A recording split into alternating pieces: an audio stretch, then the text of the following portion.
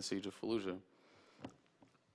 Another thing I had to do while I was running the checkpoint, one day in the middle of the summer, we were closed due to heavy fighting in Fallujah, and that was the time that Zarqawi was there.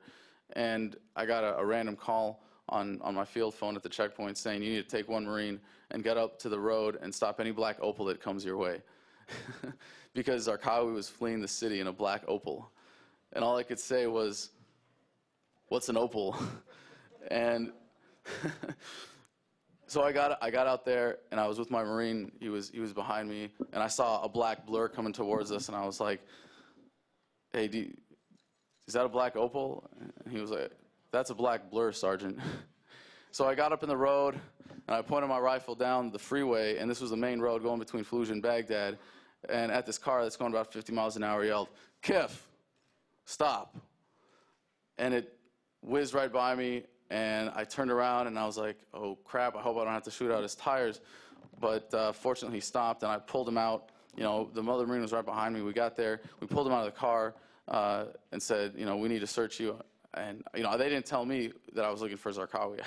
So I just was like, all right, get out of the car. And he had his wife and his kids in the back seat. And,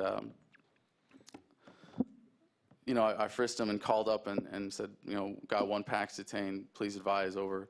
And my staff sergeant came out, and he ran out there, trotted up, you know, after coming out of the air-conditioned building in the back. And he pulls out the All Zarqawi Wanted poster and looks at him and looks at the poster and goes, it's not him, let him go. And that kind of thing, where, you know, we're just, you know, harassing people unnecessarily is really kind of part of daily life there. And eventually we set up a proper checkpoint, and I was relieved and went back inside, and the Marines that were there were checking almost every car that came through, and they found a couple of guys that had a bag of cash in their back seat. And they detained them on suspicion, and we're like, all right, well, we're going to detain them and interrogate them. And so they were zip cuffed and hooded, and we brought them. I was told to go out and get them and pick them up, and so I picked them up in my Humvee, got the bag of cash, brought them back to the office where it was air conditioned, and sat them down, and was just keeping an eye on them. And then the interrogators got there, and they were like, why the heck are you guys being so nice to these people? And they started roughing them up and throwing their heads against the wall, and, you know, preparing them for interrogation. And they dragged them out of the office, and apparently they got actually reprimanded on the outside of the office by one of our officers for engaging in that unnecessary behavior. And then they interrogated them, and they found out that there was no reason to detain them any further. And the bag of cash was about this big, which would have been a lot of American money, but in Iraqi dinars, it was only about $10,000, $15,000. And so they let them go, just like that. And I can tell you, if that money wasn't intended for the insurgency beforehand, it was after that.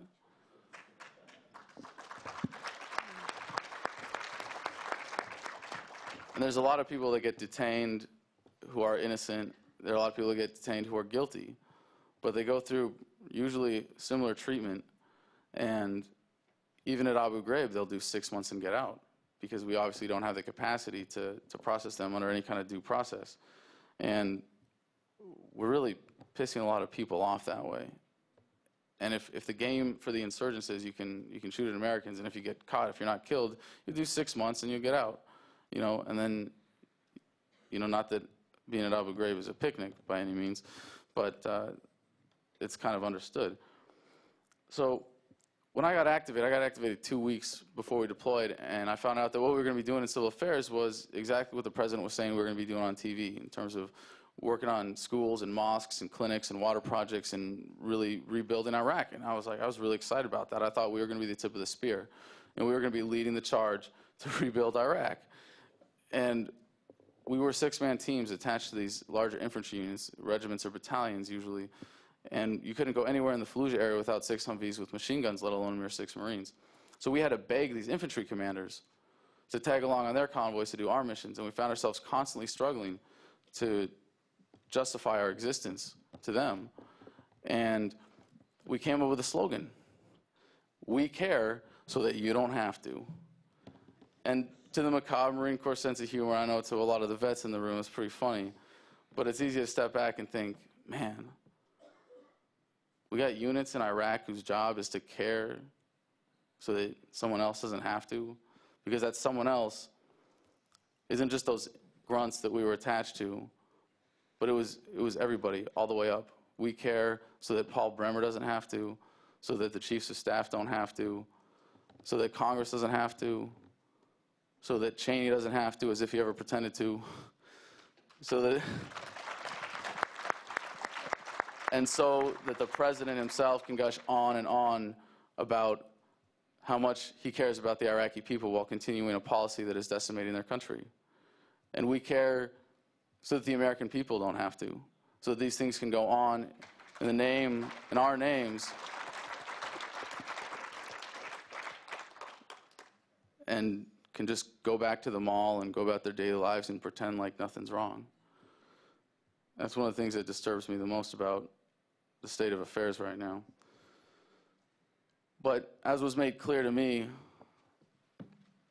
because I took some pictures in Iraq that were used in propaganda magazines that were put out to the Iraqi people to try to convince them that we were actually doing them a lot of good.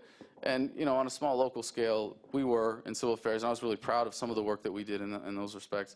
But it was clear the futility of that in the bigger picture, that a country that desperately needs rule of law more than anything will never get it with a foreign military imposing martial law. And we had our functioning democracy in America without electricity for quite a few years, and we did all right.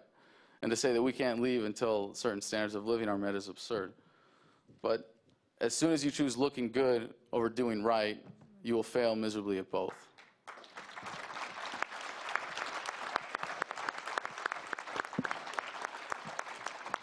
So we took our mission pretty seriously in civil affairs in terms of winning the hearts and minds, but by and large, that was a phrase that was more played off of than anything. And we used to say, 2 in the heart and 1 in the mind. And this was my notebook that I carried even in civil affairs, taking my mission very seriously. Last slide, please. This is my battle buddy. Can we get that back up? This is my battle buddy, Staff Sergeant Christopher Kelly, call sign Keister.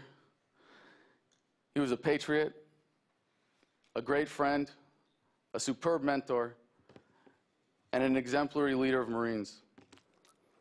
He had the sense of humor to get me through all the most troubling times in our deployment, and he always had the courage to tell his Marines the truth.